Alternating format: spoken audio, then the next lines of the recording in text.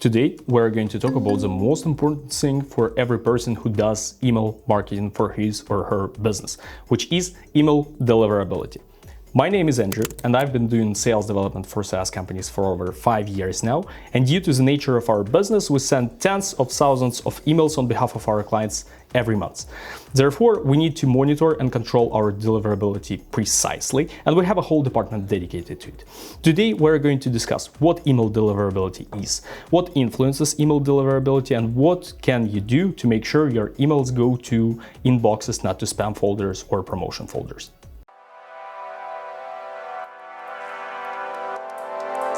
So why email deliverability is so important? Basically, it defines the success of your email marketing campaigns or cold outreach campaigns that you are planning to run.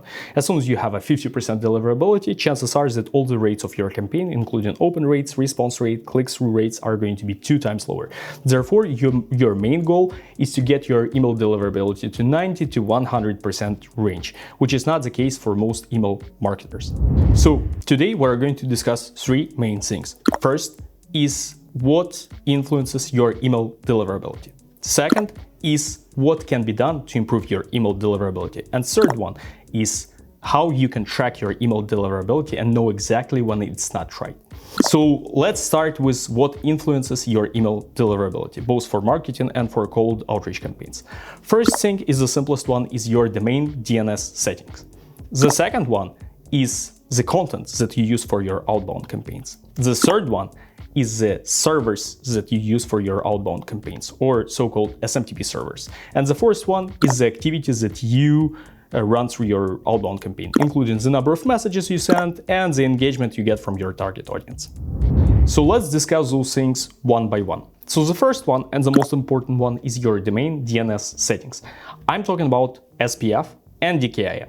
Those are super important, but super easy to configure. You can find the instruction in Google in a couple of clicks, so I'm not going to focus on that today, but please make sure to configure them prior to starting your email campaign. As soon as they are not configured, the vast majority of your emails are going to go to spam. The second thing that is very important for your email deliverability is the type of SMTP servers that you use for your outbound campaign.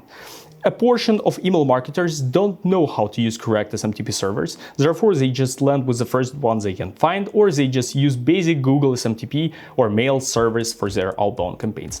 That influences deliverability dramatically because you are using a shared IP in most cases. Therefore, you are not the only person who is using this IP. Therefore, your email deliverability is being influenced by other marketers or even salespeople. Therefore, they are going to drag your email deliverability down and your results are going to be much lower than you expect. Therefore, please research the topic of SMTP service for email campaigns and identify the ones that work for your team. The third point is the content you use for your outbound campaign. Content is super important, even though it's less important than the servers you use and DNS settings of your domain. Basically, what content influences is spam filters different mail systems have, like Gmail, Outlook, etc. All of those systems have a list of spam words or trigger words that basically drag your email to spam as soon as it contains a specific phrase or wording. Therefore, you want to look into the list of those spam words and avoid using them in your email. The second thing it influences is the engagement you get from your target audience, and that's super important because as soon as your engagement is high, your deliverability is going to be high as well. As soon as it's low, your deliverability is going to decline over time, which you don't want. Therefore, content is a very important part of your email campaign deliverability. And the fourth thing we're going to focus on is the actions you actually perform while running the campaign. So I can divide that on 2 things. The first thing is the level of engagement you get from your target audience. As I mentioned, the higher the engagement level, the more emails are going to be delivered to inboxes. And the lower the engagement level, the less emails are going to be delivered to inboxes. Under engagement, I mean any kind of opens, responses, click-throughs. So basically your target audience has to engage with your email content constantly for your emails to be delivered to their inboxes. Therefore, that's a very important part of your email deliverability. And the second thing is basically your email campaign ethics. And by that I mean the number of emails you send throughout the day, month, or week, the type of subscribers you have on your email list, whether those are cold prospects or subscribers of your email list, because that influences the deliverability dramatically. And the type of the email campaign itself.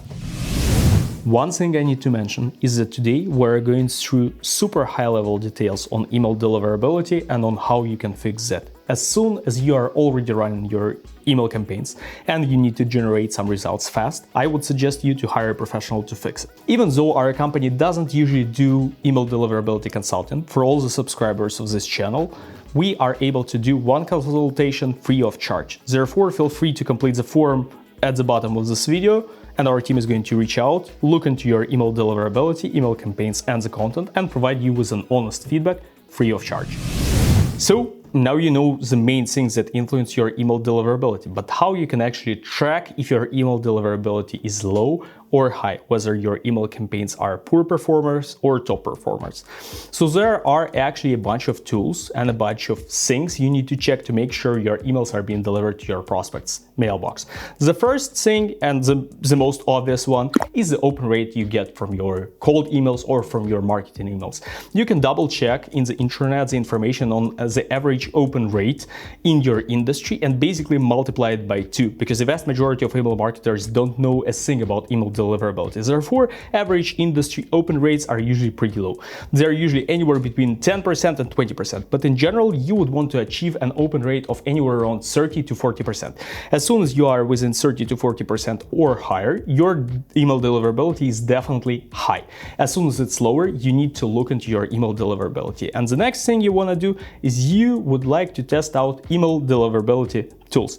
The vast majority of tools designed for email marketing or for cold outreach have built-in tools for you to double-check your deliverability. Feel free to use those, but as soon as you are not able to, just go through all the things we've outlined in the first part of the video. So double-check your domain DNS settings, double-check servers you use for your email campaign and try to switch them as soon as you have an additional server, and double-check the content you use for your outbound campaigns. And the other thing you would like to keep an eye on is bounce rate. Basically, the bounce rate of your email campaign is a percentage of emails that are not being delivered both to an inbox or the spam folder.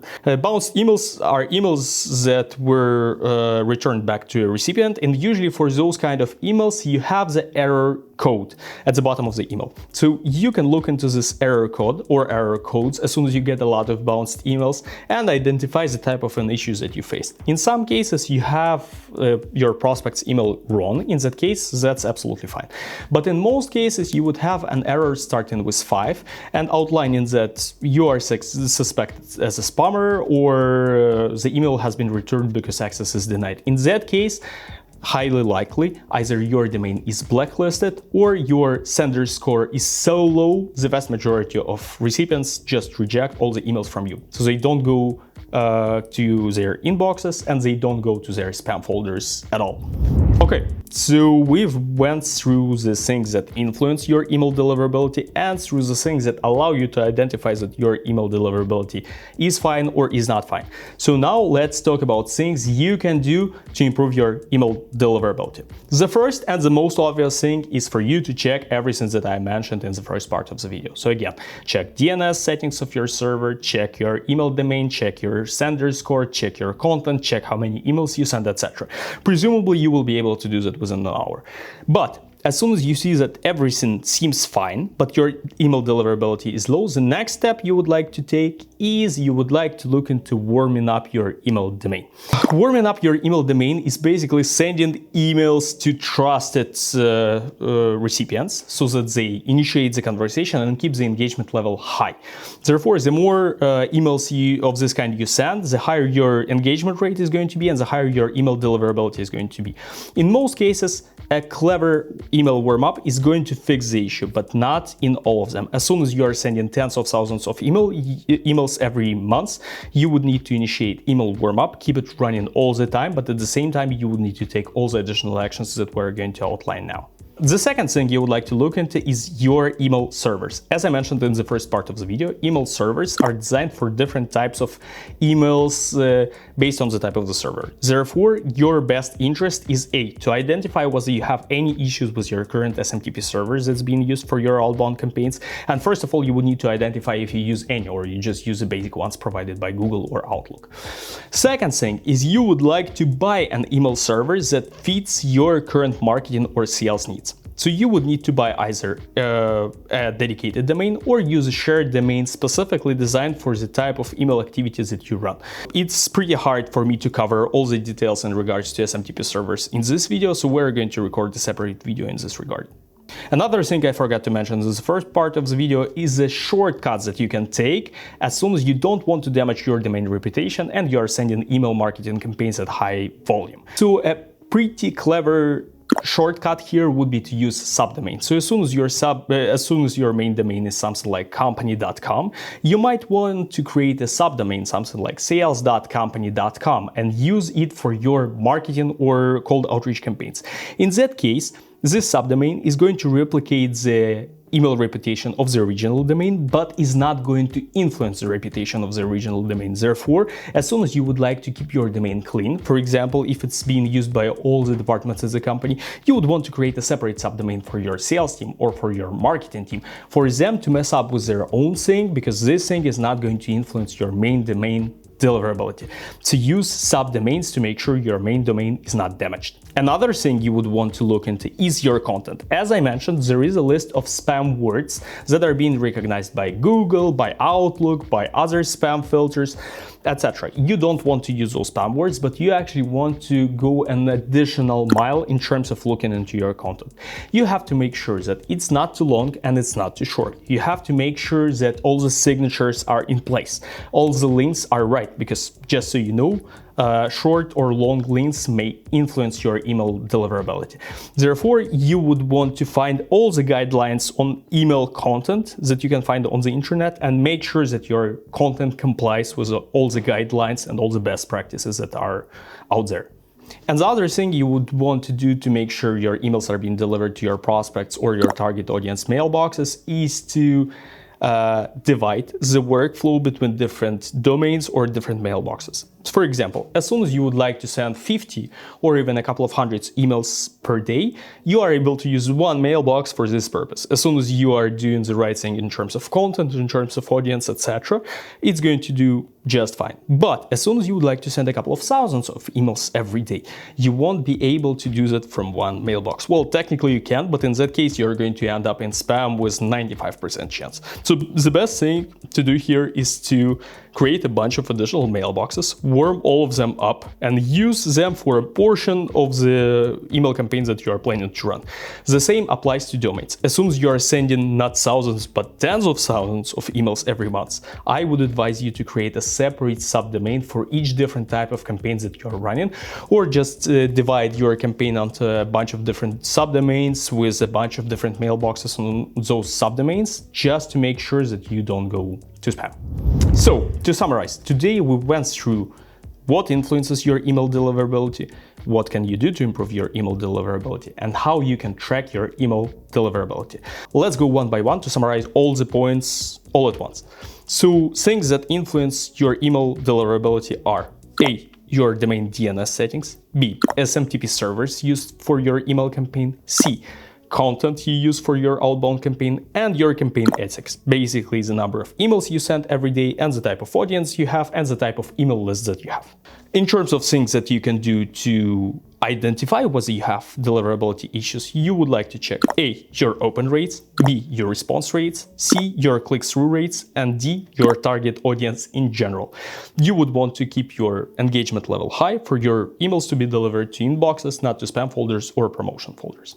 And in terms of things that you would want to do to improve your deliverability, those are: A, initiate the warm-up and continue to the point where you see that you have no issues with email deliverability.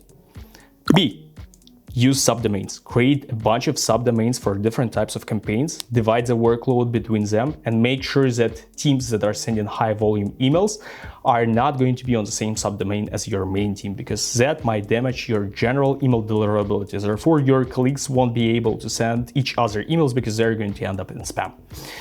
The third thing is the same as with subdomains, but with mailboxes. As soon as you are planning a high volume campaign, we advise you to use a bunch of mailboxes for those campaigns. As soon as you would like those emails to be delivered, we recommend not sending more than a couple of hundreds emails per day from each individual mailbox. Therefore, the best practice is to have a bunch of subdomains as soon as you are sending tens of thousands of emails per month, and a bunch of mailboxes as soon as you are sending a couple of thousands emails per month. Yeah, and the last thing you would want to do is you would want to pick a specific email server that is designed for the type of campaigns that you run.